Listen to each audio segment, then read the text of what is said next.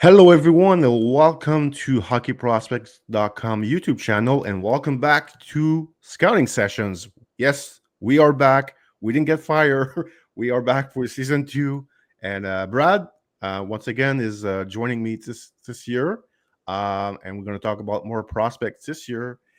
And the for the first 4 episodes of Scouting Session, Brad, we're going to take a look at the 2025 draft. We're going to do a bit of a recap of what happened back in June. We were asked quite a few times over the summer to do, reaction video on some of the selection that were made in the draft. So we're going to go through team by team. And today, Brad, we're going to start with the Pacific Division. But before we get going, Brad, maybe I know you want to talk about coffee. So you're now a big coffee guy. So unfortunately, we were not recording before. Went on a rant. You went on a rant about coffee. So I give you 1 minute to rant on coffee. Can you do it in 1 minute? I mean, I can try. I can definitely try. Okay, benefits of caffeine. I thought it was nonsense. I'm going to be honest with you. Growing up, I never needed it. If you knew me personally, you know the why. I'm a pretty high energy guy, but I'm older. I'm getting older. You see the bags. The bags aren't going anywhere. Not when I'm trying to build this darn hockey school. I really thought that it for sure increases your metabolism, and because of that, I thought that cell turnover rate would be higher, and that means that your cells die faster, and that means you age faster. So I was always like, caffeine ain't it. I'm not touching it. It's one of those situations where Starbucks can take over the world without me. But it actually Starbucks started in Vancouver too, where I was born. So there's an origin story there too. But it's one of those situations where occasionally I'll go on research binges on some topic. And this time I was like, you know what? I'm slowing down and I need energy at night. Let's find out the truth about caffeine. And my timing was really good because one of the people that I look for research purposes is Dr. Rhonda Patrick. Some of you might know her from the JRE podcast where she blew up for other reasons related to COVID vaccine use and everything like that. But basically all of her research and then other research I looked at basically says that caffeine is the best superfood in the world, or coffee is the best superfood in the world. And the caffeine is not nearly as harmful for you as I thought it was. So long story short, the main thing with coffee is most people drink it wrong. You can't drink it throughout a day. You have to hit your circadian rhythm window at the start of your day. So you smash coffee 2 to 3, 4 cups in the morning, and then have it with CBD oil, like coconut oils, things like that. You cannot drink it with dairy. It actually makes sure that the polyphenol rates are reduced. So that's the main thing with caffeine. I didn't know this. I started smashing 2 to 3 cups in the morning just recently. I'll let you guys know later in the coming months and throughout the season if it actually makes a huge difference. But that's what the research says.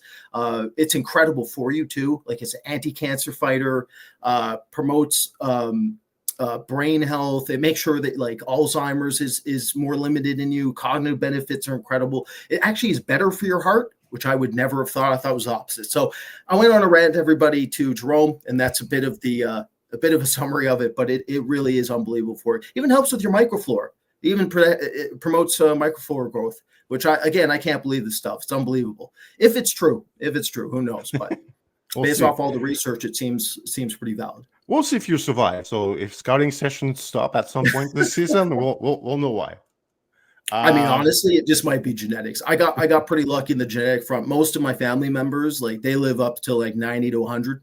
So that's probably part of it. But the food for thought, the other thing with caffeine, apparently it helps with telomerase capping rates, which is one of the biomarkers to know if you're dying faster. If your telomere length shortens, it means you are dying quicker. And if it stays lengthened and the caps stay on, it means that you're doing all right. It promotes telomerase cap length growth. So who knows, man? Apparently coffee is the best superfood in the world. That's what I've learned. Okay, enough coffee talk. Let's talk hockey, Brad. We're going to, recap every team, what they did at the draft in June. And we'll start with the Anaheim Ducks. So this week's episode will be about the Pacific Division. So here's what the Ducks did in last year's draft. A lot of picks, as we can see here. I think the Roger McQueen pick was an interesting one for me. I don't know what they see in him as far as like, do they project him as a center or winger? They're already pretty stacked down the middle with, Carlson, McTavish. So I'm wondering if, they might, think McQueen can, switch to the wing. They also have Carter Gauthier, who was playing a lot of center in college. I think he's, as we saw last year, he was mostly on the wing. So I think the McQueen, adding McQueen to their prospect pool was an interesting one. One that we saw, a player that we saw drop a little bit based on some of the ranking out there, but we were not too, we had our reservation, I guess, about this player, and obviously he played a lot less hockey than everyone basically in last year's class. So he's off to Providence College this season, so he's going to play in NCAA. Mimi, Brad, you want to add something on McQueen? I mean, we did talk a lot about him last year, but an interesting pick for Anaheim was building a big building with forwards that have like great size and athletic ability, like Carlson, McTavish, McQueen, Gauthier. They're starting to get some guys in the same similar profile. And McQueen is just another one here. Maybe your take on quickly on McQueen here. Sure. I mean, he falls into the philosophy of what they look for. They look for heavy unicorns that are raw and they can mold. And I mean, what better example is there than Roger McQueen than that? Like they do this every year, and even players they trade for, you can see a pattern. Like when they traded for Herman Traff, I was like, yeah, that makes sense. That's something Anaheim absolutely looks for, a freak in nature who can play weighted heavy minutes down the road in playoff series. Like that's what they want. They're also drafting for speed. Like if you look at what they draft, like Stein Solberg and Jackson Lacombe and trading for Carter Gauthier, and these players are really, really fast. Pavel Minchikov. So it's one of those situations where Roger McQueen falls right into that again. And same with, like, for instance, even like their later picks, speed picks, Anthony Lane-Samaki. The best aspect of his of him from an attribute perspective is his skating base. So it's one of those situations where there's some predictive measures there with Anaheim, but they're good ones. Like if you're going to draft predictably, like you do it with massive power center unicorns and players like that. There's certain teams that just, like, I remember back when I was on the draft floor with Mark Edwards in Montreal, and it wasn't Anaheim's pick, but it was Dallas's, and we both looked at each other. It was like, this is big sell. This is not even a question. And then it was big sell. I was like, yeah, right. There's certain one advantage of being in the situation we're in, Jérôme, as you know, is like, because we basically sweep the entirety of hockey in terms of prospects, you really do see team tendencies. And because team tendencies, you can predict certain things. And it's one of the advantages, because really, if you're on the draft floor, in advance where some sub teams are looking at, then you can work around that. We have become pretty good at scouting players, but also at scouting teams, because we can like figure out with like trends and what they do in the past. Like, we can try to see, we can, sometimes predict like what kind of player they like and where they're going to go, in which direction they might go in the draft. And,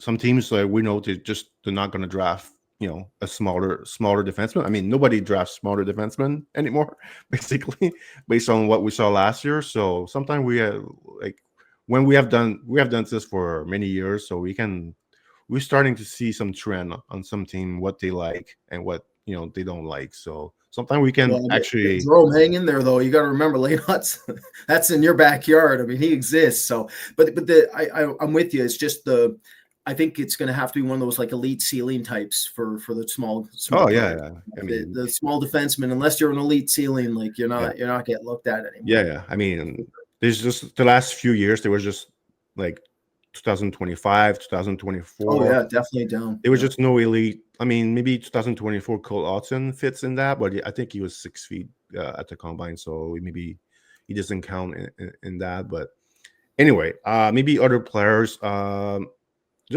just mentioned some other average size defensemen. They did took Lasse Bohelius, Drew Shock that are in that range of are they going to be good enough to play at that size without being you know really dominant defensemen. So those were interesting selection, and based on what Anaheim has on their prospect pool already, they have a lot of big defensemen. So those were interesting pick to me. Emil Guité in the 5th round had a terrible draft season, but did score a lot of goals at 16. He's off to a decent start in Chicoutimi this year, so maybe the confidence is back. But that was an interesting pick for me in the 5th round. Uh, Nice. I wouldn't say boom bust prospect but in the 5th round you can take a chance on a guy like that because he has talent. And maybe it's gonna work out for him. Maybe his draft year was just like really really bad year for him, and then he bounced back this season and he has scored, I think at this point, 3 or 4 goals. So he's off to a good start in the queue. Maybe we can finish Brad with Eric Nielsen, a guy we did watch a lot last season, and he was a bit of a tricky one for us. Watching him last year because of his frame, his size, and the Ducks took him 45th overall. He's off to Michigan State this season. We love the talent. We're just sometimes we're like, oh man, is he gonna have enough with his frame, to play that style at the NHL level? The good news is one of our scout, Chris, did mention to me, he's like, Michigan State is really well known for really being good at getting guys, being able to add like mass to their frame. Shane Bensagi last year was like a beast, and did a lot of work in the gym over there with their trainers, and hopefully the same thing happened with Nielsen. Obviously different frame, the two of them, but hopefully Nielsen can just get stronger, more powerful, and that should help him reach the NHL, because we know he's got the skill, we know he has the hockey IQ. He skates well also, so there's a lot to like with Nielsen. I think if he was a bit bigger, a bit more physically stronger, he probably would have. He could have been the top 32 pick if not for that. But maybe give your take here, Brad, on Nielsen. But he was we had a lot of discussion about him last year because he was a pretty tricky prospect to project for the NHL. Yeah, I mean he's tricky because our rule is if you're 5, I mean he's 6 feet, but he's a rake, so Yeah. he's still quote unquote tiny. And when we saw him at the U18, he looked pretty darn small too. So when you're that slight, our rule is we want you to be dynamic when it comes to your skating base, and he's not. He's simply fine. Like, it's fine, but it's not better than fine. And so, okay, well, if it's just fine and he's a rake, we got to go to option 3, and that means his hockey sense has to be extraordinary. It's exceptional, and that's why he was drafted. He has exceptional hockey sense. Anaheim is betting that if they can physically developed enough, his hockey sense will do the rest for him. It's one of those situations where if we break it down like attribute by attribute, give him a grading system, I feel like he's still under. But then you watch him, and my scouting senses tingle and tell me I think he plays. He was a very difficult ranking. I think it was one of the most difficult rankings last season. Finished really strong in your garden system too, in J20 in the playoffs. So as long as he physically holds, he has a real chance. It reminds me of a situation, Jérôme, with the Sabres second rounder, Ostlund, was Ostlund in the first round? Was First Austin the first round. rounder? First Yeah, rounder. first round. So Yeah. it's very similar to Austin with me. The major difference between the two is that Austin has way better edge work at the same age. Like Austin's edge work made him extremely difficult to contain and hit. He was very slippery, and he understood the base of what we call fake contact point generation here at Hockey Prospect. And basically, what that means is it's advanced feints that draw the defense into positions that the forward's not going to actually take. So it's basically creating misdirection through fake skating routes using again fake FCPs, we call them for short, fake contact point generation. So for instance, like if you look in the NHL, one of the reasons we thought Eklund on San Jose there was going to be so good was his FCP generation in his draft year in the SHL was elite, and he needed it. Right, the small players must have FCP generation in order to successfully translate. Nielsen is still not really close to where they were. So the huge thing for me is, can he develop more advanced feints that make sure that he can misdirect opposing defense into routes that he's not going to take, and that's going to be difficult for him to do, because if you're handling, which his handling's good, but not spectacular by any stretch. Like Eklund's was higher end, Austin's was higher end. It's one of the reasons they had the FCP they did.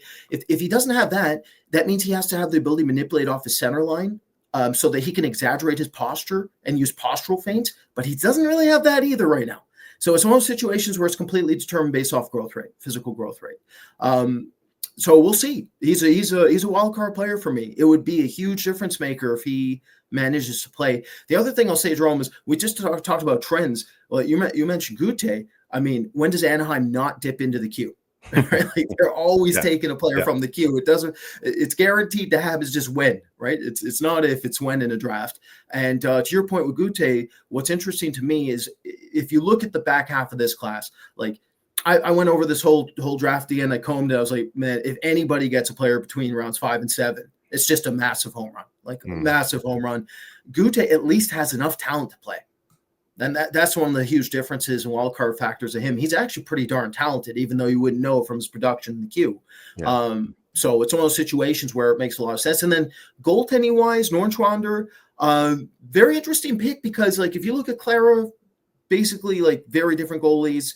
Dostal, very different. So like they're kind of they're very there's a wide range when it comes to like their selection, the goaltending process.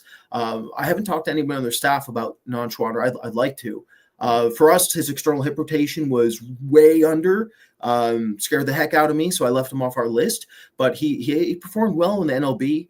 Over in Switzerland, and looked like he had some solid games. Like obviously he's raw. He has a lot of work to do. He's constantly down in his RVH position way too much. Integrates into his post way too often. But most goalies at his size, at his age, do that. So he's an interesting wild card for me long term. Maybe the last thing we should touch on, because Mark would get mad if we didn't, Jérôme, and that's Noah Reid. Mark Edwards loved this player. London night.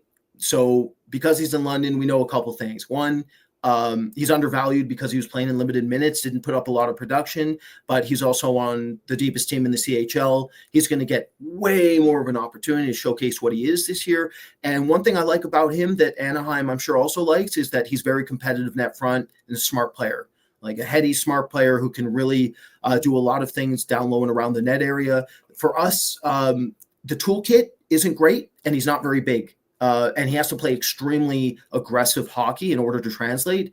So there's a bit of that risk factor there with him, I think. Yeah. Maybe last player I'll mention quickly. You mentioned and I love the Q, Alexis Mathieu, who was drafted also in the 5th round. Not the most talented player with the puck, but I think Anaheim took him based on his physicality. He plays like he hits like a truck. He's mean. He's not really playing in the right league to play that style of play. The Q is, if you fight, you're out of the game. So it limits a bit of his potential or what he can do physically. But he's a good enough skater for a 6'3" guy. So we'll see how much progress he can make with the the puck on his stick. and his decision making. But in the 5th round, that's a decent pick here, and maybe he ends up being, if everything goes right, he ends up being a depth guy at the NHL level. But like Brad mentioned, like if you're getting NHL players in the 5th, 6th, 7th round in this draft, congrats. that's not an easy thing to do with the 2025 draft. Okay, we'll move on to our next team, the Calgary Flames. Brad, as I put the screen on as I share my screen here, the Flames had some interesting pick at the top of their class here with Cole Reshny, a guy we really like out of the WHL, Colin Potter, Theo Stockselius out of Sweden. So a lot of guys. I mean, that's 3 first rounder for us. We had those 3 guys in our top 32. So maybe we'll focus just on those 3 guys here, Brad. Just so as everyone know, we're recording in September/October here. Like, our view of those players are what we thought of them last year. Like, for most of them, we have not seen them since the draft, basically. So maybe we can start with Reshny, Brad. He's off to North Dakota this season. A guy who, I mentioned Eric Nielsen being tricky. I felt, at least for me, I felt like Reshny was a bit tricky last year. I went really like him to being a bit cold on him, and then in the second half, he just didn't left me any choice. He was one of the best player in the WHL in the second half. Really nice pick by the Flames at 18 here. Maybe you give your take on him, and maybe other guys you want to touch here on, maybe Potter or Stockselius. Sure. I mean, the big thing here is the Calgary is they have how do I phrase this? They have the best problem you could have, which is they have probably, I would argue, probably top 3 goalie in the world right now. Wolf is looking out of control right now for Calgary in the preseason. He looks like he's ready to rock. I know everybody is listening to this. If you're watching, I know it's Seattle. I know, but he's been going up against basically their real team. And last game there, he put up like 35 saves. And he was playing on basically the AHL affiliate for Calgary there. They had nothing going. And it's not like just the quality competition. It's what he is doing, and he is looking like he is going to take over hockey. That's what he looks like he's going to do. He looks like he's going to be the new modern prototype for the position, straight up. So with that said, the reason I'm bringing that up is that it looks like Calgary needs game-changing talent to come in. Wolf is going to prevent that. I don't think Calgary gets top 10 picks anymore because of Wolf. And that means their scouting has to be really, really good. And luckily for them, as you mentioned, Jérôme, it was a pretty good draft. We were pretty happy with what they took and where they got them. So they're going to have to continue this, though. I think this is one of those weird teams. Again, it's kind of like Montreal with Carey Price. When Carey Price was just too darn good, and it meant that Montreal didn't get those blue chip prospects, and they had to do it a different way. The Calgary seems to be in a unique position where they're going to be that. So the hope is, can Cole Reshny be one of those top 10 players in a redraft out of last year's class? And the answer is absolutely, could be. As you mentioned, Jérôme, incredible second half surge, very, very smart player. He's undersized. The skating's fine. It's fine to good, not better than that. There's times where usually for smaller forwards, you expect the skill level to be extremely consistent. His was not. I think it's one of the main reasons Jérôme had real issues with him in the first half. And rightfully so. But then in the second half, it started to go up another notch. That has to continue in order for him to hit that top 10 threshold in a redraft. Colin Potter, very small as well. So Reshny, Potter, they went without size to begin, and that's because they went with, I think, the most skilled players available at the positions that they drafted, which they have to do because we just mentioned the Wolf conundrum, where, again, you're not going to get hyper skilled players outside of the top 10 unless they're smaller. Usually, or there's a bizarre situation with them, like a Cameron Schmidt situation. So with Colin Potter, you're dealing with a tremendous amount of speed, incredibly dynamic off the rush. So very different than Rezhny, which is good. I think it's always a good thing to mix up your prospects. If you're going to have them similarly sized, make sure they have different skill sets. They're very different. Like Potter's way more dynamic skater, way better handling rates off of the rush. But then Rezhny's a much more intelligent player, higher end vision, much better 200-foot game when you project it long term for now. Right. And then Theos Toxilius, we love this pick. I thought this player was a top 32 player all day. Raw, but I mean, he was coming off a cancer diagnosis. He had to deal with that, and he still looked remarkable to me in J20 late, specifically later in the season. He's raw, though, defensively, needs to understand how to pick some of his spots better, needs to understand how to use his frame at a much better level than he currently does. Like, you could turn him into a hybrid power forward if you give him time. Right now, he's more of a dual threat finesse forward, but he's very intelligent, and there's a whole lot there. I thought it was absolutely, for sure, one of the best picks in the draft, and that's, again, what Calgary must do to catch up. But I'm going to go against you, Jérôme. I'm bringing him in because we got a bit of time. Meso Phillips is a monster. Jérôme, we just mentioned with Anaheim how there's predictive measures for certain teams. If you look at what Craig Conroy is doing there, and Button, when you look at what Conroy and Button love to bring in, one of it is a freak physical factor that's punishing. Like, they do look for that type of player from time to time. Meso Phillips is absolutely that. Obviously, like, there's a whole lot there that is very raw. His retrieval rates, his exit rates must go up at a completely different level if he's ever going to try to translate. But he was a unicorn in this class, and they took him in the third as a result of that. The other player I'll mention here, Jérôme, is Aiden Lane out of St. Andrews. He was very impressive when he was called up to OHL in his for Mississauga. I thought he stood out. Handling was pretty good. He plays inside. He can muck it up. He can play a gritty, determined, down low, heavy game. The skating was pretty decent. It takes him a bit of time to get going, but once he gets going, he can really move. It's just those first three steps and just getting that dexterity within his skating base out of a launch position. Once he gets that going, he might actually end up a depth forward that Calgary can use one day. And I'll end on the seventh rounder since I actually know him. Krasnaya's system. We always know Krasnaya, Jérôme. So Yen Vico put up no production last season, but it's because in the MHL, there's a hierarchy there when it comes to age more than skill. And he was very young, and so he didn't get a lot of playing time in Krasnaya's system. But in terms of actual talent, Jan Vico is actually a pretty intriguing prospect. He's toolsy. He has range. He has pretty solid handling rates from everything I've seen. And he's one of those, he is playing much better from the little I've seen this season. He looks more involved. He looks like he's more confident, and he's producing a much higher rate as a result of getting more ice and developing. So he's a very sneaky seventh round pick where one day we might look down the road and be like, wait, who was that? And he comes over the AHL and he surprises in camps and he looks the part and might actually end up a depth player. He reminds me a little bit of Jérôme, of the Swede they took a couple of years ago. 2020? I think it was 2020. Are you talking about William? Yeah, Stromgren. Thank you. Yeah, William Stromgren. There is some similarities to William Stromgren there with Mavico. Okay. I just quickly mentioned Aiden Lane. I was, obviously we know the skating was a bit of a, I don't want to say red flag, but even with that skating flaw,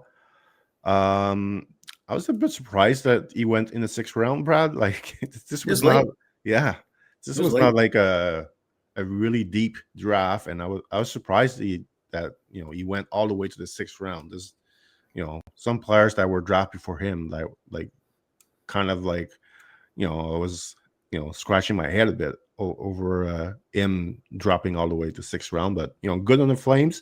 If they can, improve his skating, like they might, like you said, you might get a depth player down the road with that player.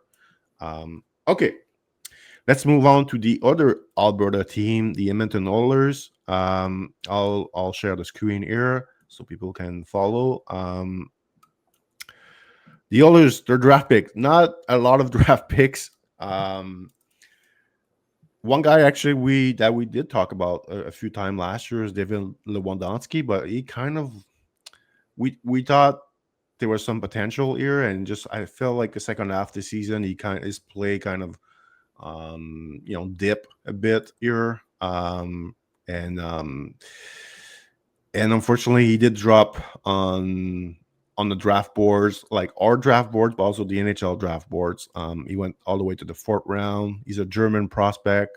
He's got decent size, but just we didn't feel like there was enough talent here really to be too aggressive and ranking him in our top 75, I would say. So he did drop out of that. Tommy Lafreniere from Kamloops, interesting pick by the Oilers. He's a smaller guy. He's got some skill too. He's gonna put points on the board in junior, but he's one of those guys. Is he just a good junior, or like is that gonna translate to the NHL? Based on where we had him ranking last year, I guess the answer is good junior for us.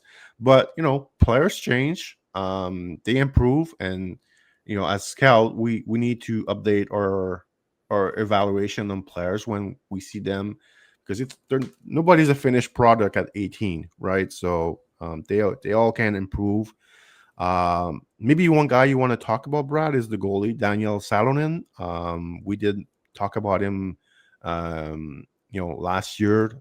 The Oilers also have other Finnish goalie, Emil Vini, also that they took in the 2nd round. Maybe last year.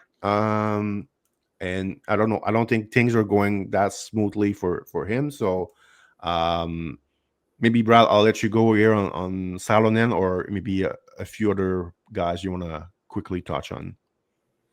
Sure. Well, I will say, like, the Aiden Park selection was interesting to me as well. Honestly, because he falls in the Tommy Lafreniere camp for me, where it's like he looks like a really good junior, but you like him. You're like, well, maybe if the things develop correctly. So it's kind of interesting. There was a bit of overlap for me there. I'll start at the top and work my way down a little bit. So with Lafreniere, like I'm with you, Jérôme. Like, he's skilled. He's a talented player. To get him in the 3rd round with that level of talent is a great thing for Edmonton. But admittedly, when we watch him, we really think he looks like a star that will play in Switzerland. Like, that's he looks like a National League star. Doesn't look like he's really built adequately for the NHL. That said, like we talked about it with Eric Nielsen, and the same thing applies to Lafreniere. If he can learn to become slippery enough, could his game theoretically translate? And that's the question. And maybe it can, and maybe it's a phenomenal pickup for Edmonton if he can find a way to develop in a way that allows him to again remain elusive. He reminds me a little bit, honestly, Jérôme, of a less dynamic Philip Macer in some ways. Wow. Like when he's going through the neutral zone and stuff, honestly, there's some similarities and overlap. Like, the kid can process, he can really pass a puck, and he uses everything's based off his linear crossover mechanics and then finding options in transition, just like Macer. So again, not as talented, but there is a bit of similarity. Lewandowski, to Jerome's point, like, I really like how he plays. Power playmakers are hard to come by. He can barrel down a wing. He's a heavy set kid. He can hit. He can be physical. He can be a nuisance along the walls. But the talent level, like, he's just all over the map, and he can't shoot a puck. Like, the kid legitimately can't. He can't use toe drags. He can't use lateral 2-touch setups. He can't suddenly change his shooting angle off of his wrist shot. He is legitimately a snapshot shooter only, and that is not going to get it done in most instances when it comes to the NHL. Daniel Salonen. So it's funny, the year before this draft, they draft Emil Vini. We had him as a watch. I have very limited time for Emil Vini, and they draft him in the 2nd round. I was like, okay, well, there's some, fundamental disagreements maybe about how they're evaluated position relative to myself. And then they took a wild card goalie from me and Daniel Salonen, who I had him as an honorable mention. I did not think he'd get drafted. I thought I would have to be scouting him this season to see if he was worth a draft slot still. I had him as like a 6th, 7th round pick. Then I moved him back to a watch because our list just got way too deep. But this is a very interesting pickup. He has improved markedly over the last couple of seasons. He has your prototypical 6'3" size. He moves relatively well. He's very competitive. So one of the best qualities of him is he never gives up on plays. I thought he looked very good in Mestis. And that's what's interesting about this pick.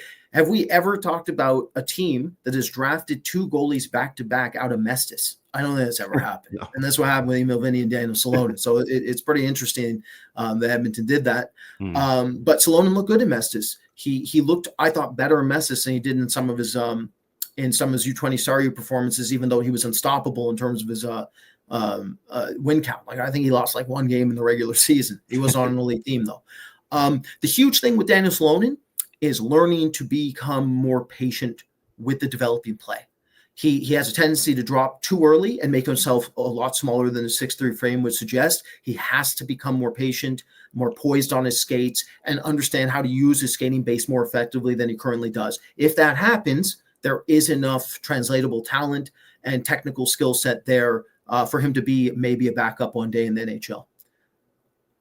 All right. That's, I mean, not many draft picks for the Oilers, so pretty quick and easy recap here. We're going to go to the next team, which will be the LA Kings. So let's take a look at what the LA Kings did in last year's draft.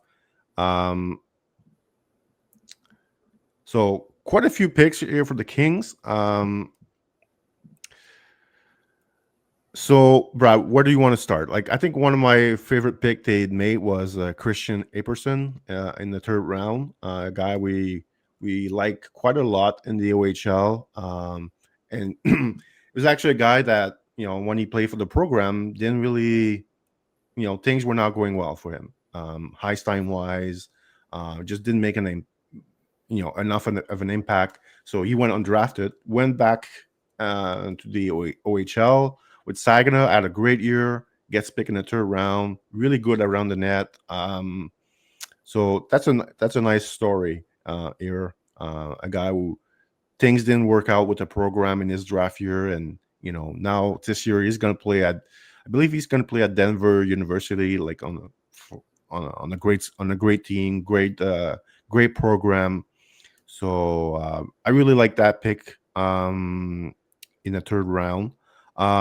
Anybody else, Brad? You want to maybe? Votek Saihar was again. The word tricky comes back here, but he was a tricky one for me. Really like him at the start of the year. Like, he was doing some pretty good things in the Czech league. Scored a few highlight reel goals that I remember, like some good one-on-one moves that I was like, okay, I didn't think he had this, but it kind of disappeared in the second half of the season. He was not as good. So the Kings got him at 59.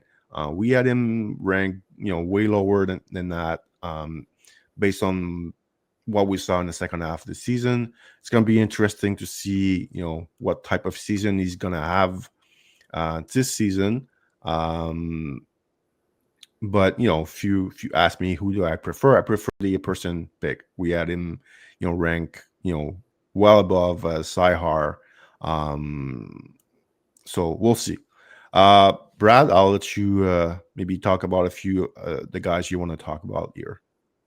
Yeah, well, your point, best value pick for us was Epperson in the third. The huge thing with his development going forward is that he needs to develop a more north-south style. He's very east-west way too often this stage in his career. But that's something I think that the Kings can harness and bleed out of his game slowly within his development. I'm sure they can get him going north-south a bit more often. And honestly, it makes some sense, Jérôme, with his play style because of his skating base. Not the most powerful kid in straight lines, not the most powerful kid in open ice. And because of that, it reflects on his game. He has to adapt to how he can play given his toolkit. And it meant he was more east-west. But when they get him more north-south, I really think there's a chance for him to become something. The other factor I'll say is, like, you look at Henry Brstevich. This is a player where I have not watched him, but I heard he's played really well this season so far. He's a very big wild card player to me. Like, there's two ways this goes. Either LA gets a home run long term, or it turns out the player fizzles entirely, and that's because I feel like this player specifically has an off switch based off of his actual draft season, not this season. And I wondered if that was due to team environment. And we're about to find out, right? That this is a huge opportunity now for him to take over in London. And if he can do that successfully, like, this might be one of the best picks in the first round. Like this player could be way better than some of the players that were taken ahead of him if things go right. It's just there were a lot of games where he was vanilla, streamlined and bland, and basically was drowned out in games. But again, does that come down to role and just mental maturity at this stage? And out of anything London's really, really good at, and they're good at a whole lot of things, it's untapping somebody, like untapping what they're meant to be as a player. I feel like London does that very well. So there's huge opportunity for Pastevich. To Jerome's point, or your point, Jérôme, with Wojtek Sahar, whatever we pronounce it. I apparently messed up Seneca's name constantly last podcast. Not great with names, never have been. The problem with this player for us was that he was not a ton of translatable offense. Like loves to operate closer to the net area, which is a good thing, but operates a ton on his backhand, but doesn't have the best mittens on him. It doesn't have the best, like Liam Greentree, for instance, who they took in last year's class. He operates on his backhand constantly, way too often, at least in his draft year. I don't know about developmentally, but in his draft year, it was ridiculous how often he would put himself on his backhand and actually put himself out of positions to make plays as a result of it. But it made sense to a degree because he was extraordinary. He had some Henrik Zetterberg in him, like ridiculous skill on his backhand. So at least it made sense from that perspective. Sahash doesn't have that capability. So he's going to have to change how often he looks to operate on his backhand. He's going to have to find he's going to be a role player. No question about it. He's a role player. There is one huge advantage to him, and it is something that LA does look for in their forward depth, and that's that the fact that he's actually very mature defensively. It's one of the reasons he remained up in Extraliga.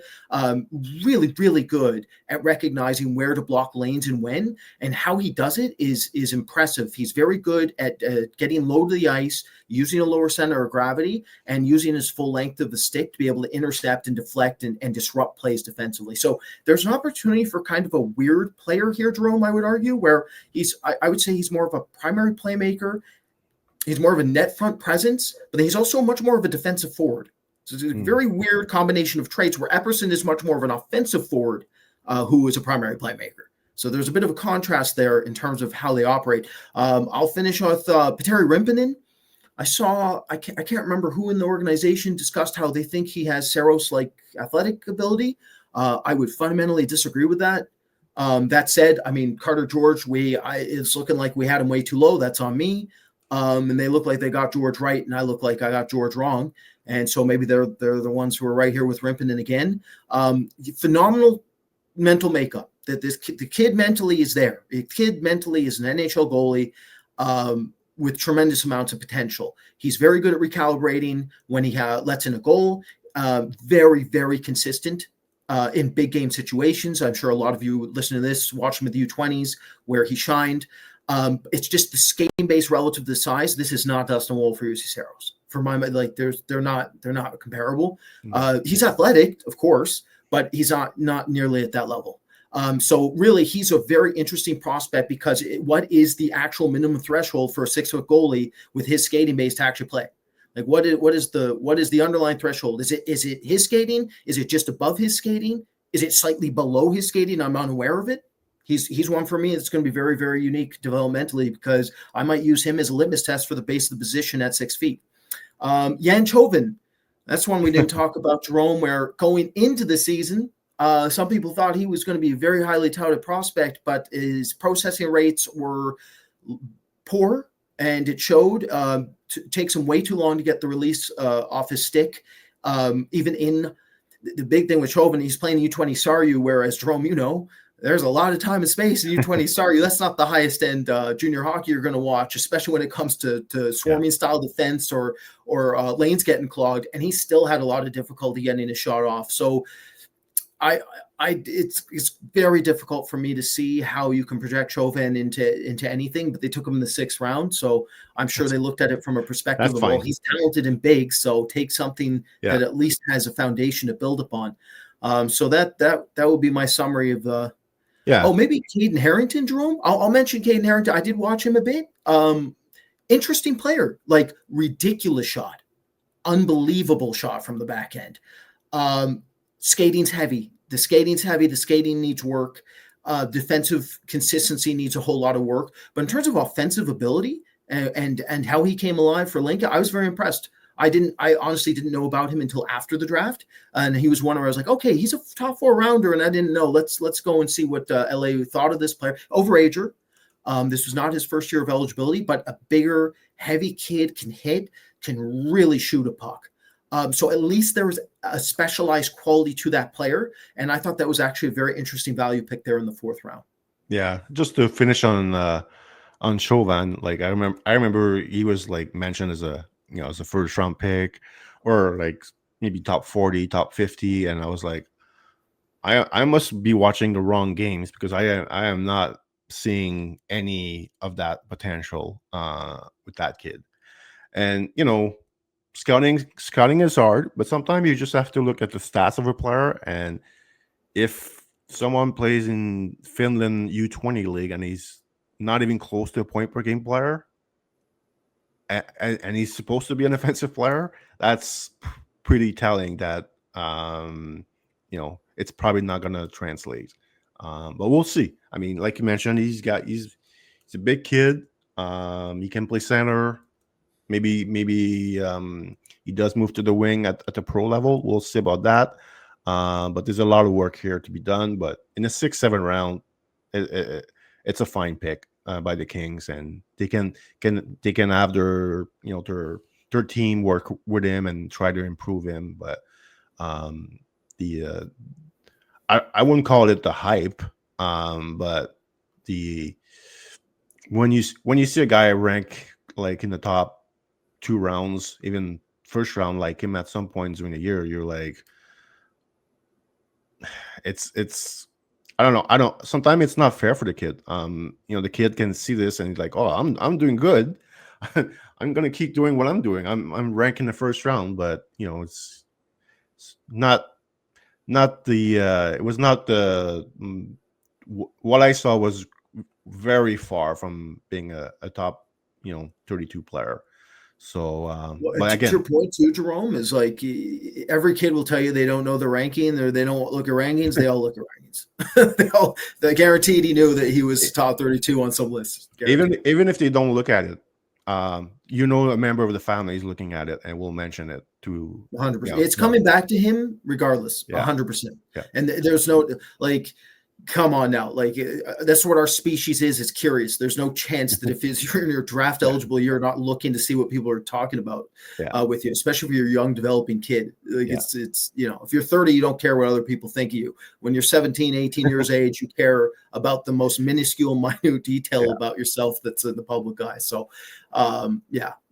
you're right. Like it doesn't help when you get it on paper though. Big, natural looking kid in terms of his a toolkit and coordinated, and you're like, okay, maybe there's something really there, and it just obviously didn't come together for him. When you watch him play, you're like, probably too high, but it's worth a pick in the late in the draft, and hopefully your development team can help him reach a new level in his game, and as you mentioned, play quicker.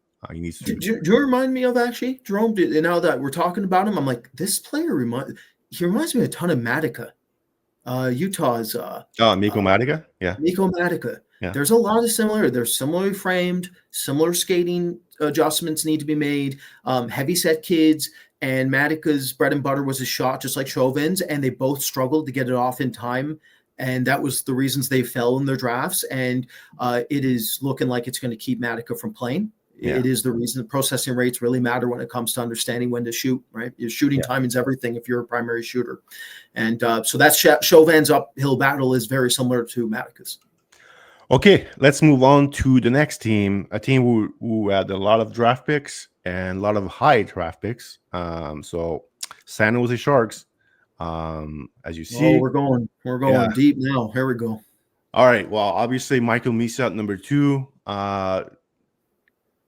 Pretty really good player. At number 2, he just signed his NHL contract, so I'm not sure at this point how he's doing in camp, but he's one of those guys that almost is like too good for junior, and remains to be seen if he's good enough for the NHL. Like he could be one of those guys that it would be better for him to play in the AHL, but I'm not like a big believer in 18 years old player playing in AHL, unless He could they're do it. He yeah. could do it, I I guess think. he could do it, but if I judge by history, like historically, like obviously they're not Canadian, but a lot of sometimes Euros or even call it US player come play in the AHL at 18, 19. It's not. It doesn't always work out. So it's a tough league, the American Hockey League. So so we'll see what happened with Misa.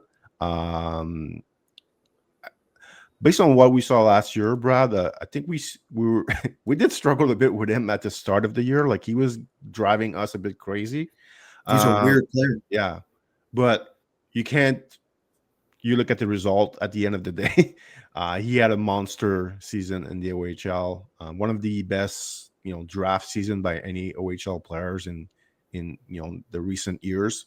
So I think for the Sharks at number 2, like there was some talk about Frondell at number 2, but um, they went with Misa at number 2. I think he fits pretty well with the Celebrini, Will Smith. So technically, they have 3 center. I mean, one of them will have to play on the wing. Where either it's going to be Smith or Misa. Misa did play some wings in junior. So we'll see what happened here. But also at 30, they got Ravensburgen, goalie out of Prince George.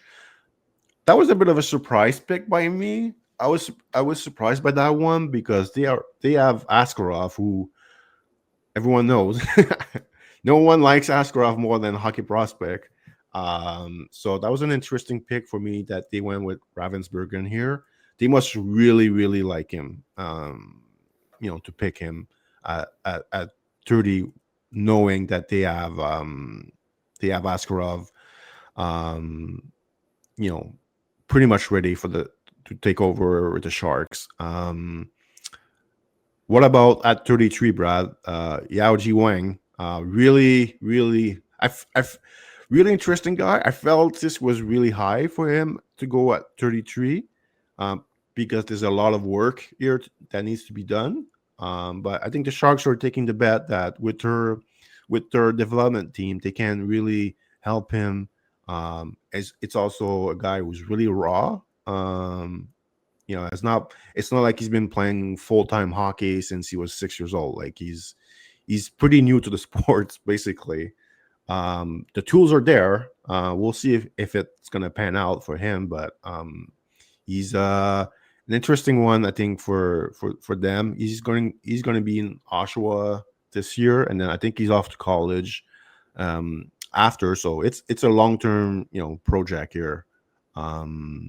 So at 33, they took him. Cole McKinney later in the second round.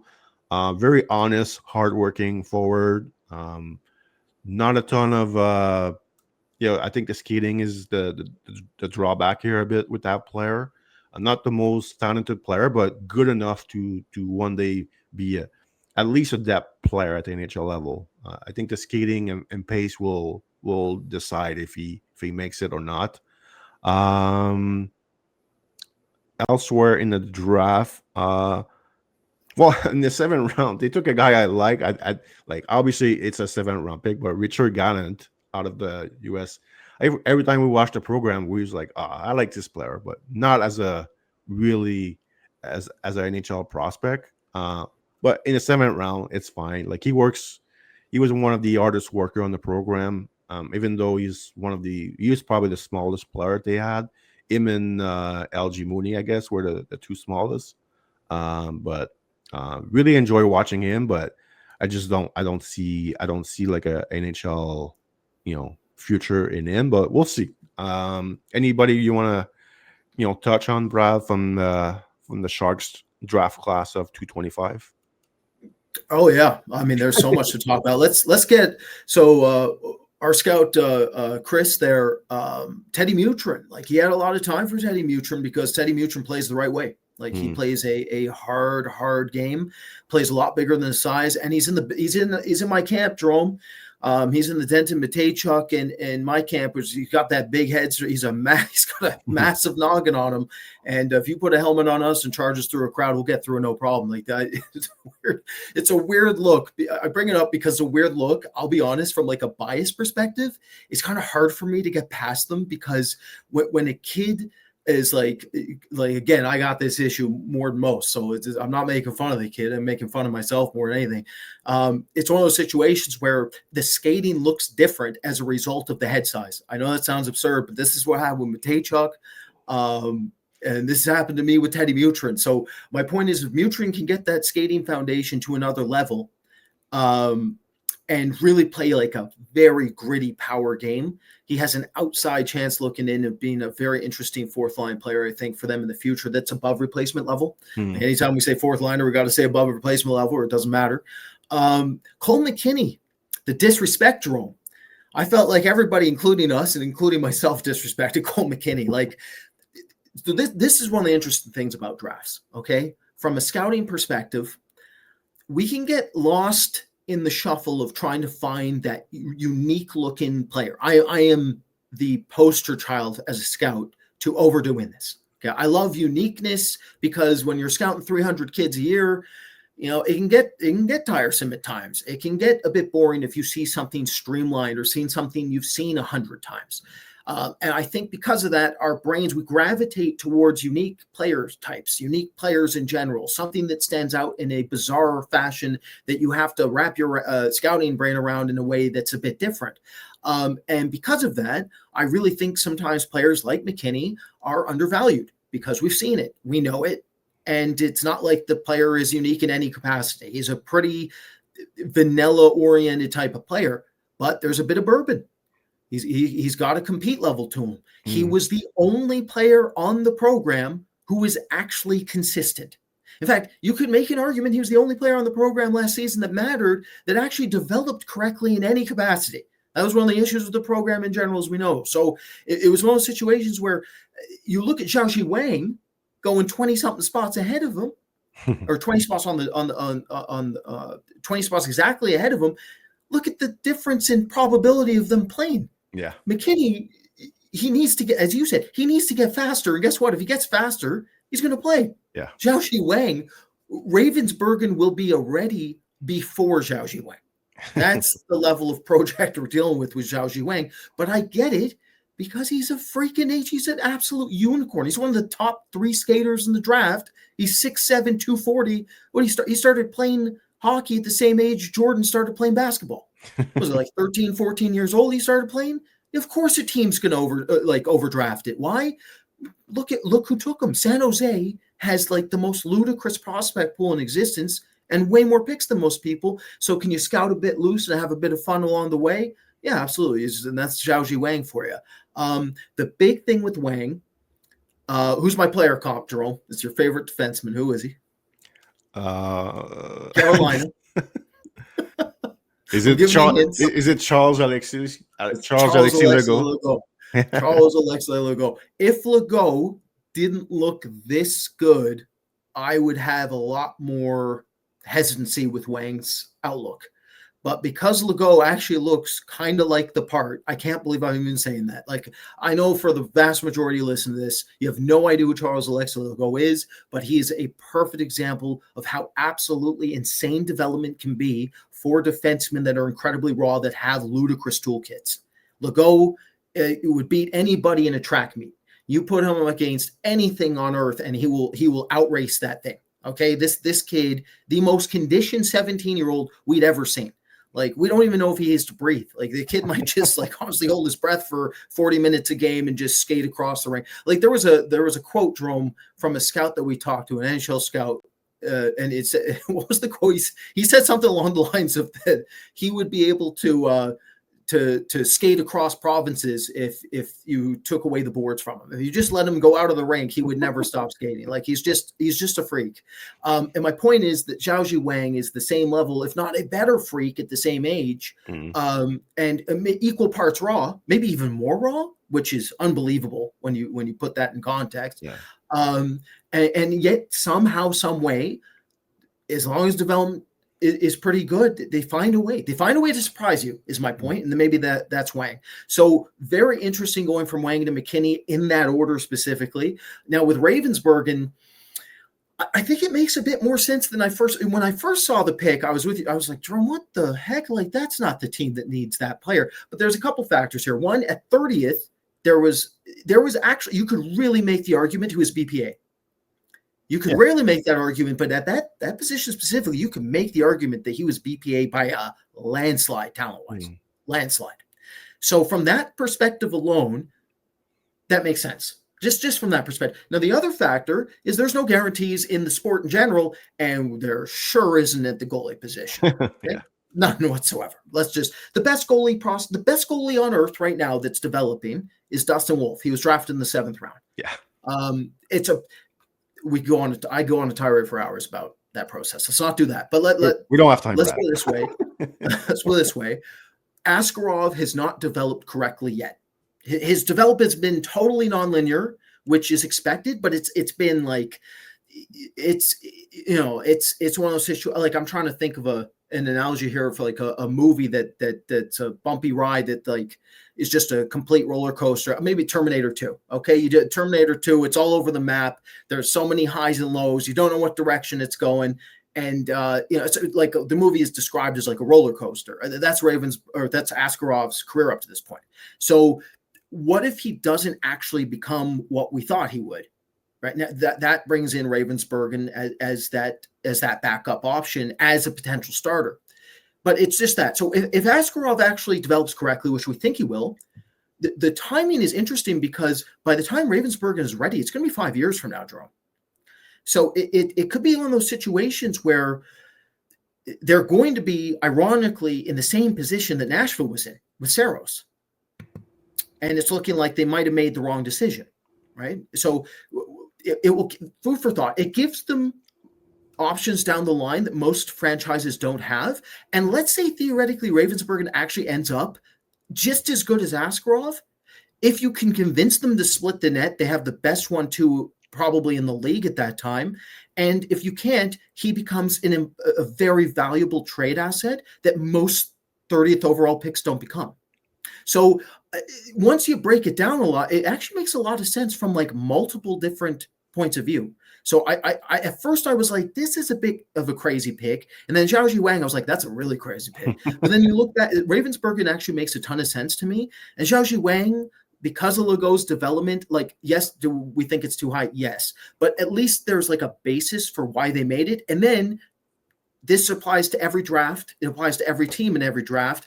If you're going to take a massive swing, and Xiaoji Wang is like the swing of that class, immediately try to find a diamond-etched floor. Cole McKinney presents that to a degree. Right, so there is a madness here, but it makes sense if you really break it down. The other factor I'll say, Jérôme, just for this long-winded rant ends, is Michael Misa is in the perfect position he could possibly be. We all know Michael Misa's weakness. It's the fact that he can get drowned out in pace when he needs to play at a higher pace. He does not have the defensive acumen that he does offensively. What does he need in order to be able to thrive? He needs to be able to play in front of a Celebrini. Yeah. And I'm sure that's something the San Jose looked at and said, he's going to be a matchup nightmare offensively, and we don't need him to be a tremendous defensive force. We already have Celebrini, who's like the best defensive center at his age basically ever. So that's don't get me wrong, everybody. That does not mean I think Celebrini is a defensive center. That is not what he's like. The best, most elite two-way center basically ever. I compared him to Crosby in the Black Book. I thought he was the next level Crosby. Honestly, I thought he was the most underrated prospect ever. So honestly, Misa could be their Malkin, basically. Exactly. Yeah. So exactly. Perfect call. Yeah, thank you. Though he plays like just anybody didn't buy our book or has ever heard us before, he plays very similar to what's the Russian? Help me here. Philly. You mean Mishkov? Mishkov, thank you. I keep thinking Minchikov instead. Mishkov. He plays very similar to Mishkov offensively, like dynamic seam recognition. Everything is about his anticipation and just understanding where and when to place himself and the puck in the back of the net at a ridiculously elite level. But he's not like the most Like, again, not the most dynamic shooter, not the best wheelhouse. Handling rate, like his hands are really weird. Like, I don't know. We've talked long enough, but let's just say he's a bigger, faster skating Michkov who has the same defensive liabilities, but he plays the center position. I think it's the best way to characterize I'll just say his sense of timing is like incredible. Yeah, it's unbelievable. It's Which similar, is similar to Michkov. Michkov. It's Michkov. And then it's like, well, what separates Michkov?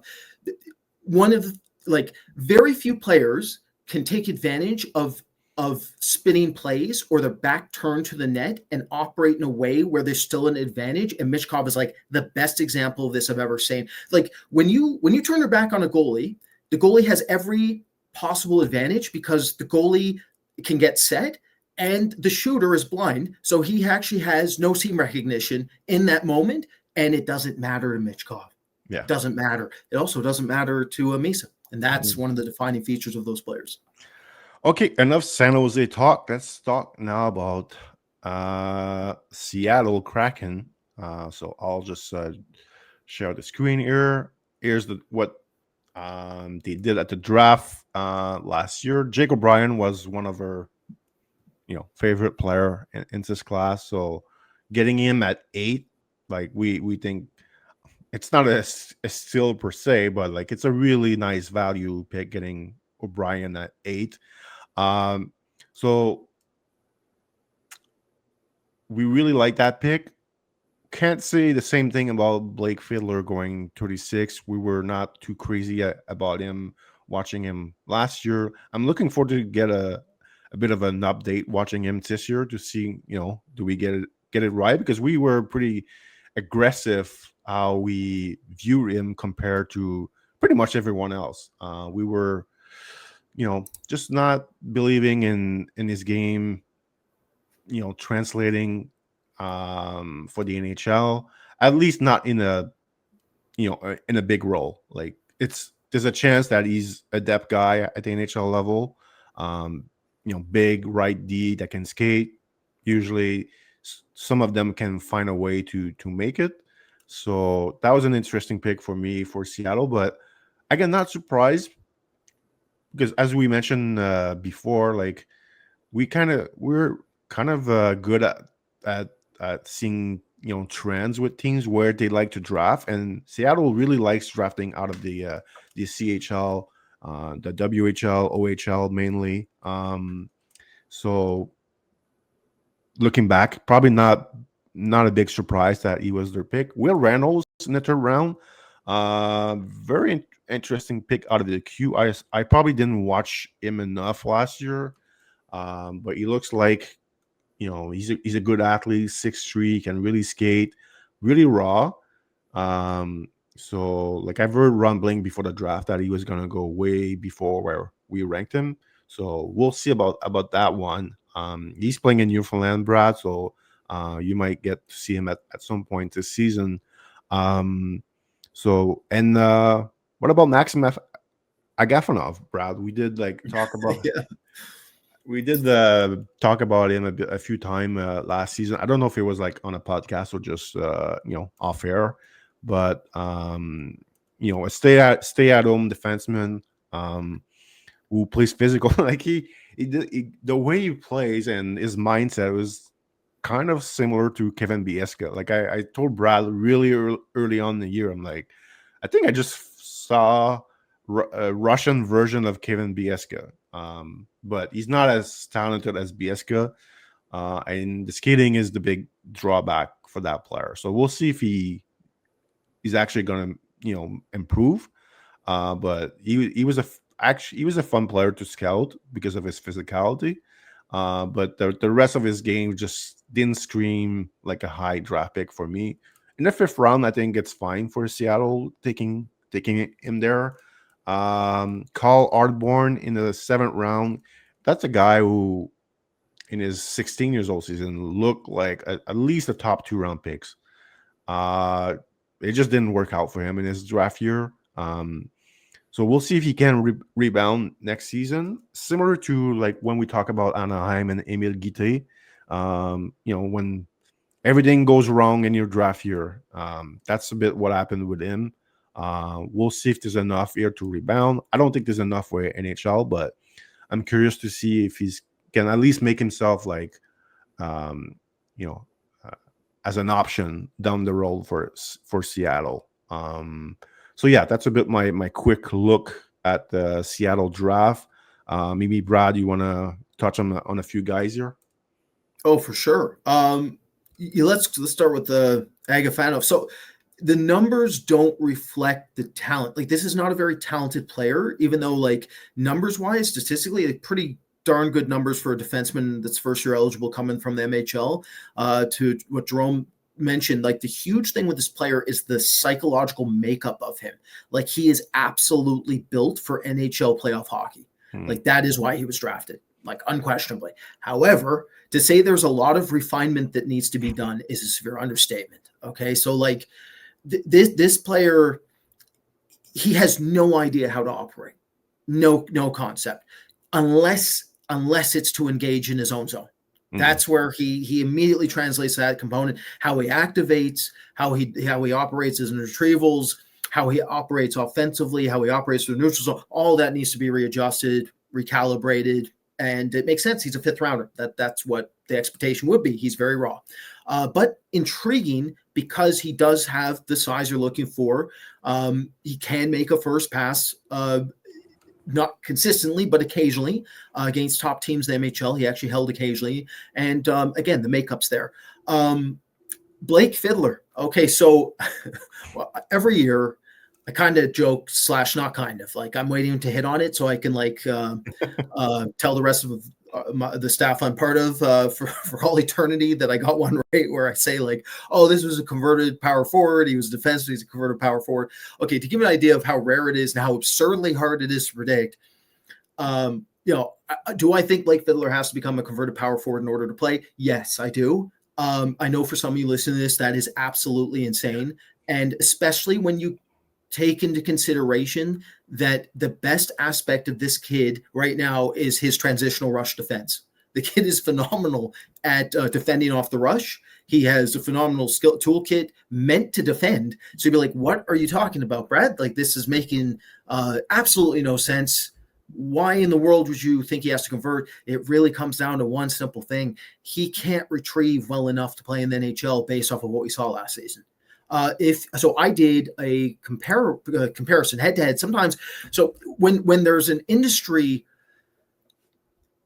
issue, let's say, so sometimes on our staff, we all look at a player and we think of him the same way. And then you look at publicly how he's described, and it's like the opposite of how we all feel. And so everybody had Blake Fiddler as a first rounder, and I honestly didn't think he'd ever play. And a lot of our staff thought the same way. And so it's like, okay, we really don't want to get this wrong because we're going against a consensus here.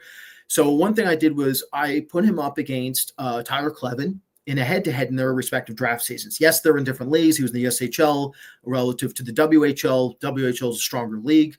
So I have to take that in consideration and try to pick my spots with the retrievals. But I did just that, and it wasn't even remotely close. Like, Tyler Kleven blew Blake Fiddler out of the water with his retrieval rates. So that made me feel a lot more comfortable about what I'm literally about to discuss. I really absolutely believe that this is going to have to be a player that converts to a power forward position, which is possible. He has more.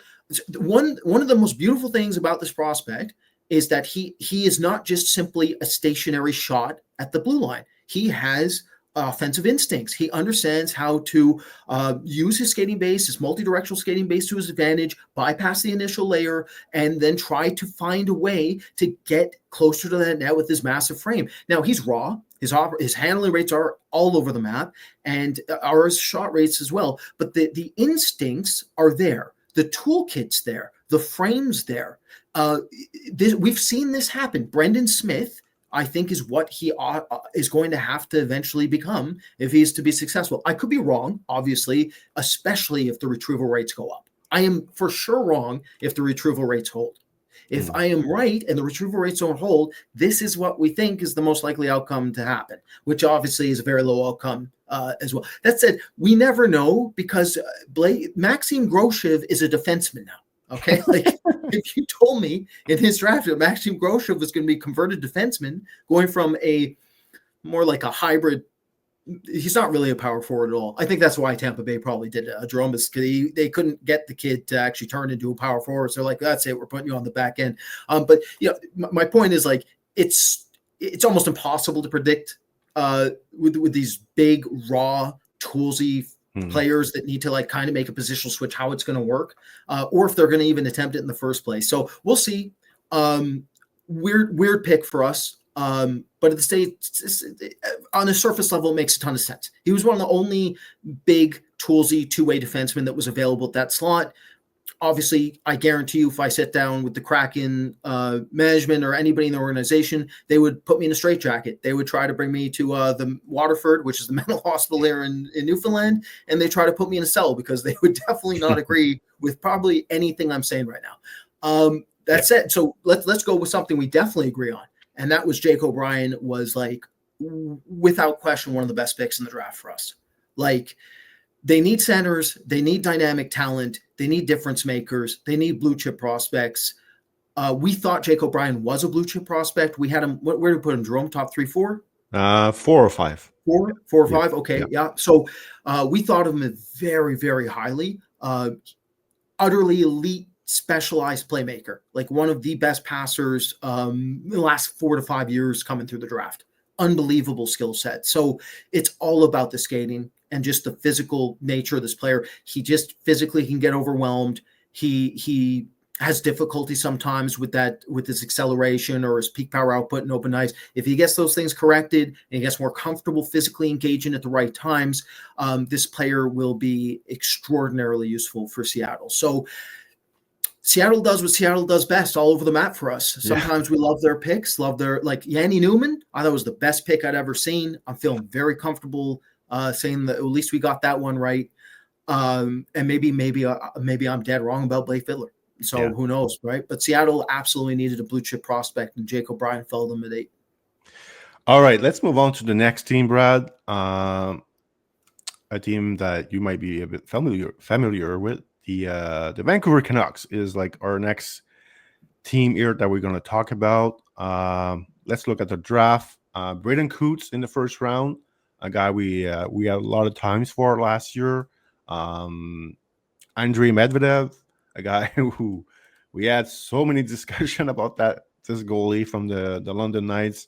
And then the rest of the draft, not guys that we're, at least for on my end, like that I know a ton about. I remember Matthew Lansing being pretty good at the Olinka, but he did not have a good year in the USHL. Wilson Bjork, interesting part here is his younger brother will be possibly a top 10, top 15 pick in the upcoming NHL draft. So I don't know, are the Canucks doing some advanced scouting on the younger brother by picking the older brother here? Who knows? But yeah, let's maybe focus, Brad, on Coots and Medvedev, who are like the two main players from this class. And Coots, like, there's not really anything bad to say about him. We think he projects pretty well for the NHL. He's a hard worker, smart, plays the right way. Maybe he tops as a third line center down the road. Maybe we'll see a bit more upside offensively this upcoming season, and then maybe the 2C projection could be a bit more of an option. But based on what we saw last year, it's more of a really good third line center, I think, that we project with him. He was the captain already in Seattle last year, so he definitely has some leadership quality to him. So a pretty good pick by the Canucks here, like more of a safe pick. But in this class last year, like if you can get guys that are pretty, there's not no such thing as guaranteed in scouting, but the likelihood of him being a good NHL player in his role is pretty good. So and then Medvedev, maybe Brad, you want to touch a bit more on Medvedev, but he was a tricky goalie that we had a lot of talk about him with with Mark Edwards also. A lot of it was about his height. uh, so I'll let you go on Medvedev, and if you want to touch on Coots, you can say a few words about Coots as well. Have I ever just said a few words wrong? I always get this wrong. So yeah. That's everybody listening. He said he thought this would take 45 minutes. I didn't even say anything. I was just let's see if it gets under 3 hours. So let's start off with let's go with the interesting one. Let's go with Kieran Dervin, since he was the teammate of Calgary's 6th rounder we just talked about, and I've already forgotten his name. What the heck is his name? Why is my memory already? The coffee did nothing. Don't listen to my coffee speech. It did nothing. Okay. I can't remember anything. I keep going so they were on St. Andrews together. Okay. The Calgary's 6th rounder, Kieran Dervin, they're on St. Andrews together. Very different players, but their skill sets meshed together. Say again? Aiden Lane. Aiden Lane. Thank you. Aiden Lane and Dervin. So Dervin plays pretty darn similarly to Tommy Lafreniere, and they're both drafted in the 3rd round. So it makes sense that both were drafted in the 3rd round, because from a talent perspective, they're top 2 rounders, but from a physical makeup, psychological makeup, they're more of that 3rd round, 4th round range, and that's why they got pulled back a bit. So they're a bit slight. Dervin's bigger than Lafreniere, I believe. But the way they operate is very similar. It's through their skating handling combination, neutral zone entry rates per 60, and then their playmaking upside and how they pass a puck in transition. That is the base. That's the bread and butter of their game. That's how they're going to translate. Dervin is actually pretty darn interesting as a project pick. There's a lot of runway there. He could be one of those sneaky players down the road where if things go right in his development, he actually legitimately could be a 3rd-line center one day. Things have to go very right, but it's possible. And it's very interesting. I would say one of the more interesting picks in this draft for me when I went back to watch more of Dervin. So Wilson Bjork, I'll mention as well. Talent-wise and hockey sense-wise, way better than the 5th-round pick. Way better. So talent-wise, I really thought that they got an excellent pick in the 5th. The reason he fell to the 5th, though, is he's very slight. His frame is not big. It's all about handling the rigors, the physicality of the NHL. If he's to make it, he has to get significantly stronger and bigger in order for that to happen. But he is I think a very interesting dark horse pick in the 5th round. So between Bjork and Dervin, I really thought there was some interesting value depth here. That admittedly, Vancouver, they've had some difficulty getting depth pieces in the back half of the draft of the last 15 years. So maybe Dervin Bjork can change around that fortune. To Jerome's point, Medvedev. So yeah, this goalie was difficult read for me. Very difficult evaluation. The youngest goalie in the draft, which makes my life harder. But he improved throughout the year. My big issues with him are twofold. One was that he was a Russian goalie. His name, obviously, Alexei Medvedev, that's Russian, but he didn't play Russian. And that what I mean by that is that his base instincts were already totally bled out of his game because he was already over in North America in his -1. And I believe Jérôme -2 seasons. Could be wrong. I can't remember exactly. But my point is that when you bleed out the base instincts of a goalie and you just get them too technically refined at this stage in their development, it actually is catastrophic for a goalie's career because so much of the NHL is understanding technique, breaking points, and understanding how to adapt in extremely high pressure, high reactivity, in tight situations around your net area. If you're too technical, it's going to actually be a detriment. So for instance, you look at Dustin Wolf, that's the best technical skating goalie in the world right now. He's the best inside edge workout goalie I've ever seen. And it means he gets everything in advance. What's interesting about Dustin Wolf, you saw him in his initial draft season, he actually ran more on instincts than the skating base. Right, so it's all about letting a lot, like Frolov, for instance, another beautiful example of this that was drafted in the 2nd round by Carolina. The base instincts are very intriguing, but he's raw. But that's what you want. You want that to be molded in that order. You do not want to bleed out instincts. Medvedev was the opposite of that. That was one of my biggest issues. The other aspect was that he was on an absolute powerhouse of a team in London, and that meant that some of his performances he didn't have to do a whole lot. Okay, the game was over before it even started, type of thing. That is a difficult evaluation for me because that goes in the Spencer Knight situation where when you got the program there, the score 6-1. What Spencer Knight are we getting? Who knows? Because he doesn't have to really play, right? So like there was some of that. However, he improved on his reactivity on in-tight shots. His high danger awareness improved a lot, and he admittedly is a better athlete than I initially interpreted. And I'll even say this: if I had my chance now, I had him ranked 5th. I had Protl 4th. Might have flipped it just because Prottl's issues. You could make an argument they're actually more difficult to correct long term than Medvedev. So I like this pick. Also, Vancouver historically is known as a place where development goes sideways for most prospects, but that's not true of the goalie position. The goaltending position is specifically a strength for Vancouver's organization. They're very good at developing prospects, and that means Medvedev is in the right spot, and that's fantastic. The other thing I'll say, Jérôme, is Braden Coots is playing out of his mind right now for Vancouver already. I had him too late based off what I'm seeing already. Where do we put him? Where do we put Braden Coots? Was he top 20 for us? I have to look. So I'll keep talking. I'll tell you. So I had mid-20s for everybody listening. Right now, that's not looking right. That's looking like it's too late. It's looking like Vancouver's really got something here. We always thought he would play, unquestionably. The floor was ludicrously high with Braden Coots. It was all about the ceiling. I think he's improved offensively off of what I've seen so far enough to at least warrant moving up a couple of spots from where I had him. The huge thing with this player is that the foundation of his game is actually extremely similar to Filipino's offensively, and that's the neutral zone entries through the handling ability. It's all about his speed in transition and handling rates, being able to bypass an initial layer, opening up the ice for his teammates, very similar to Chytil in that regard. However, unlike Filipino, who was behind defensively as a prospect and needed to catch up with his raw instinct, Braden Coots is very good defensively. He has phenomenal defensive acumen at this stage in his career and development. And then you factor in the motor, the pace of play, the urgency, the competitiveness of this kid, and it's all systems go.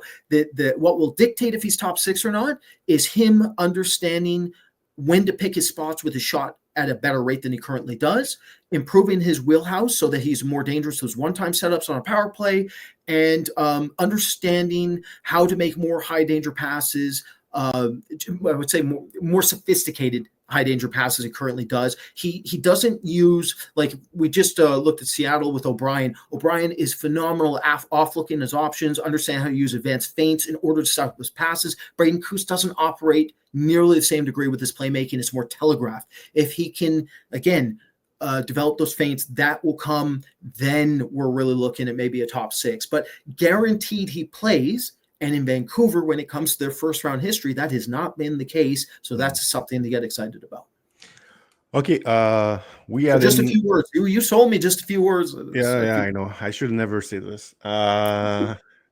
We had him 23 back in the book. So we'll see. We'll see if we're wrong or not. Maybe at this point he's looking like he should have been higher. But we'll see. We'll find out. But right now, it's looking a bit low.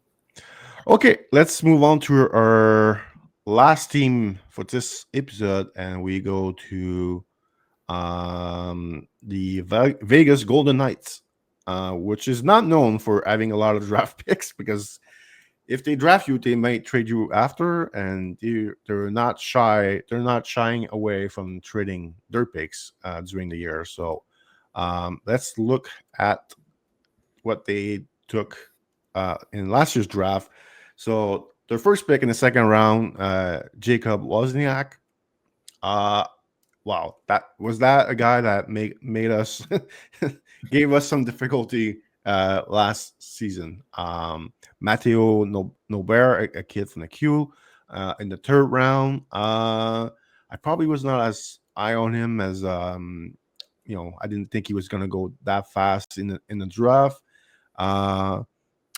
So maybe Brad, you can start with Wozniak, a guy who, the guy's a talent. Like, there's no doubt he's super talented, but a lot of games last season, we just were scratching our head at some of his, being I would say in the first half he was very passive, and in the second half it's like the switch turn. Like there was like he was a lot more physical in the second half, but um, if you look at the overall look at this player, I don't know. It was a tough one to really. If you want to draft a player high in the draft, you have to trust the player, and you have to trust that you're gonna get a player out of him. Um, I was not ready to trust him based on what I saw last season, even though the second half of the season was a bit better. I just didn't have a good vibe with that player. But he's talented. Like he could make me look bad over where we rank him. I don't even remember where we rank him, but it was definitely not super high.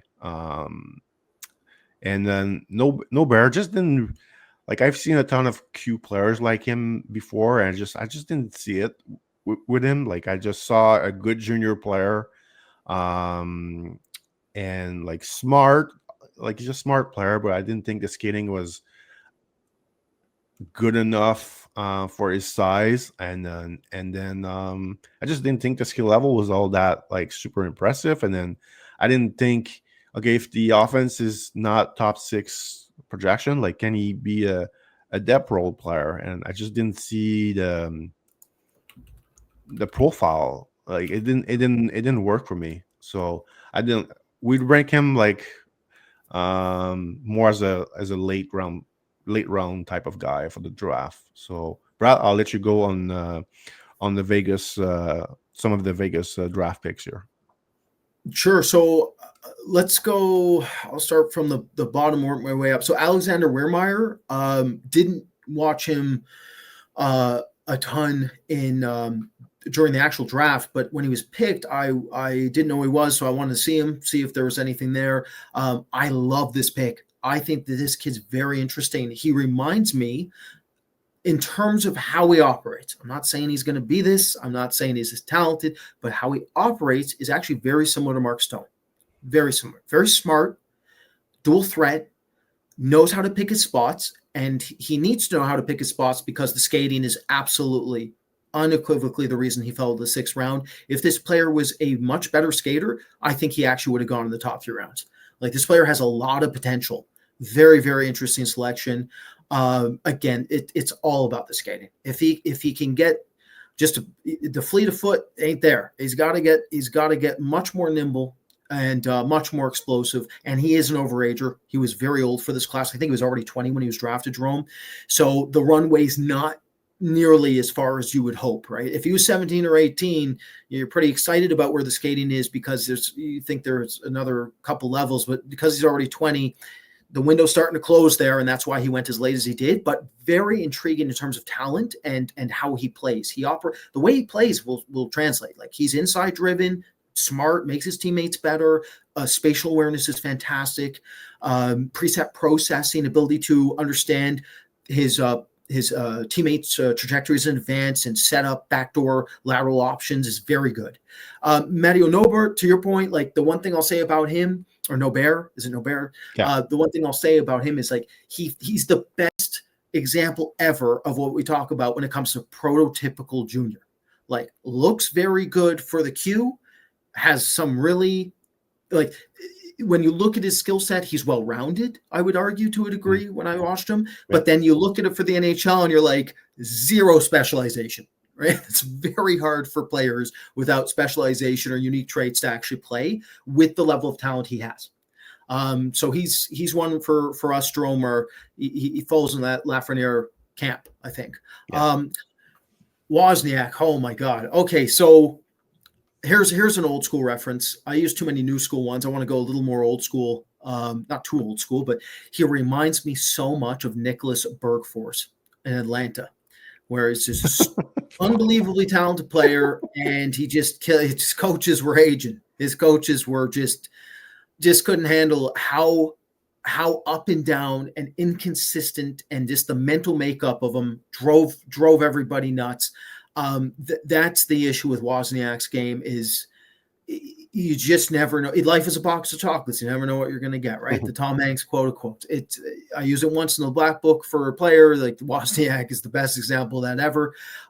Now, there is some interesting aspects to this. Normally, I would characterize this player as similar to Ryan Suzuki and Oscar Olauzen and who's the Czech kid that Seattle drafted and we couldn't stand and drove me nuts. Edward Sally. Thank you, Edward Shala. Okay. That's the camp player where I'm done with them. I don't care if they're talented. I don't care about their size. I don't care about their pedigree. If your off switch is that, if you don't like hockey and it shows when you play it, I'm done with you.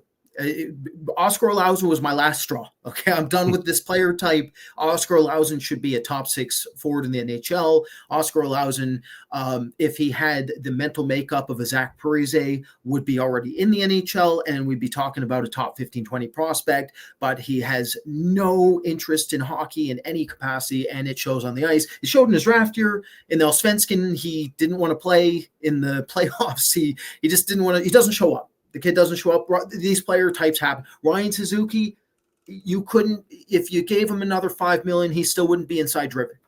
Okay, it's just for whatever reason, some players it doesn't click. I bring up the inside driving of Ryan Suzuki because that's the distinguishing trait that is missing with Wozniak. I took a 150 shot sample. If you look at his last 10, 15 games there, where it was like, I believe 55, 60 shots, he had inside driven shots 4 or 5 out of the 60 attempts. This is J20 level hockey. It's insanity. J20, Wozniak is a 6'3", toolsy forward with a very good skating, well, not a good enough skating base where he should be able to dictate at all times in J20 and go inside at any time he wants. He went inside 4 or 5 times out of 60 attempts in my sample. That is the terrifying nature of this player type. Now, the reason I brought up Olauzen, where there is some contrast, was that Olauzen never showed that he would win a puck battle ever. Wozniak, as to Jerome's point, actually improved drastically off the puck, especially when he got a cup of coffee up in the SHL. He played 12 total games. He played 23 total minutes in those 12 games, but he showed things he never did in J20. He showed the ability to actually drive with his shoulder line to create contact just so he could separate with the puck when it came to loose puck races. He showed the ability to take hits to make plays off the walls. He showed the ability to actually be inside driven and peel off pressure and attack around the bottom of the circles at a rate he simply wouldn't do in J20. And it's fascinating because when I talk to people over in Sweden that know Sweden's hockey way better than I ever will, even though I scouted every year, is that they all said, yeah, if you're going to play for that coach in Luleå, that coach in Luleå is apparently like pretty crazy dude, you have to actually play physical. You're not going to play. Wozniak actually was willing to do it to a degree. That's where there's a really this player's warfare for scouts. Like, it is incredibly difficult to try to predict this type of player because if you look at it from pound for pound skill point of view, he's a dual threat and he's top 15 talent and he's 6'3" and he's young. Like, there's a ton here. There is a ton here. It's just understanding if the version that we saw in Luleå that actually had power forward moments can actually translate and become consistent in the NHL. And that's it never happened for, now Burfors wasn't a power forward, but again, it applies back to Burfors. He couldn't get the consistency rates, drove people nuts, but he did play. Is that what he is, Jérôme? Is he one of those players plays in your top 9, plays 12 to 15 a night, drives you insane, and then he's out of the league in 4 to 5 years? Maybe he's that, or maybe he crushes us. Maybe the Luleå version is untapped and he ends up a power forward somehow down the line here and is unstoppable. If that happens, then it's over. He's going to be unstoppable. But it's over for us if that happens. It's over for a lot of people. So yeah, Vegas, but so you went 55 in the draft. We had him 49. So yeah, I'm Vegas had. Yeah, I mean, I think Vegas had him way higher for sure. Yeah, way higher than that. Probably early 30s, late 20s, early 30s. Yeah, I guess. So anyway, the draft is always fun. It's always interesting to see the different, how different teams look at players compared to us. Sometimes they fully agree with us, and sometimes it's like night and day. So, all right, that will wrap up episode 1. So this was supposed to be like a 45-minute episode, but we did like twice that. So it was never going to be that. Yeah, I don't know what you're thinking, telling me that. I don't know. No chance. I'm still not in the in the rhythm of like doing a podcast with Brad Allen. So I'm gonna get back into it. And we'll know Brad will not shut up about any prospects. So I can't. I've tried. I can't do it. okay, that will wrap up episode 1. We'll be back for episode 2, where we take a look at another division. So stay tuned and follow us on YouTube and help us grow the channel. We're not too far away from 1,000 subscribers, so it'll be fun to get there really soon. So thanks for watching, and we'll talk to you guys soon. Thanks, everyone.